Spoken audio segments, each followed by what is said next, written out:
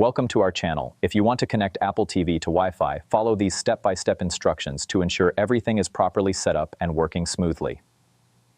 Step 1. Open the relevant app or website on your device. Make sure you are logged in with your account credentials and have a stable internet connection. Step 2. Navigate to the Settings or Account menu. This is usually found in the top right corner of the screen or in the main menu section. Step 3. Look for the option related to the task you want to complete. This might be labeled as Preferences, Account Settings, or Device Management depending on the platform. Step 4. Follow the on-screen prompts carefully. Read each instruction and make sure you understand what is being asked before proceeding to the next step. Step 5. Make sure you double-check all settings before finalizing. It is important to verify that each option is configured correctly to avoid any potential issues. Make sure you double-check all settings before finalizing. It is important to verify that each option is configured correctly to avoid any potential issues. Complete the required actions by entering any necessary information or making the appropriate selections from the available options. Step 6. Confirm your changes by clicking the Save, Apply, or Confirm button. Some platforms may require you to verify your action through email or text message. Don't forget to like this video and subscribe to our channel.